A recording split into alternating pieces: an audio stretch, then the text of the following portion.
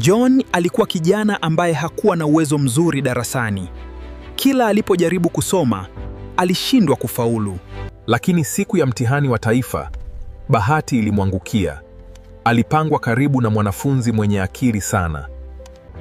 Na matokeo yalipotoka, John alifaulu kwa kiwango cha kushangaza. Haikuchukua muda, akaitwa kwenye interview ya kazi. Lakini siku ya interview, hofu ilimjaa kwa sababu ukweli alikuwa hajui kitu. Lakini kama kawaida yake, aliangalizia mpaka interview. Matokeo yake akaaibika. Swali la kwanza umejibu nini? Nimejibu baba wa taifa. Swali la pili umejibu nini? Nimejibu 1961. Na swali la tatu umejibu nini?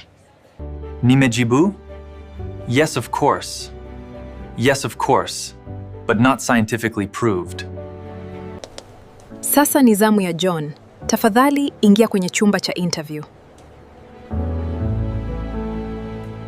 Hello, young man. Dr. Payne. What is your name? Baba wa taifa. Baba wa taifa. Could you please tell us, Mr. John, what year you were born? In 1961.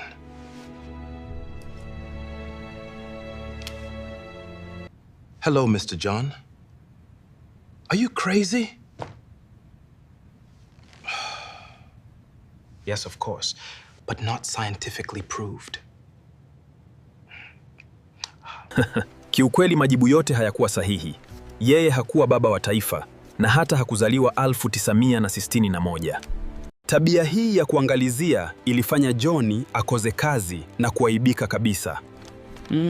Maskini John.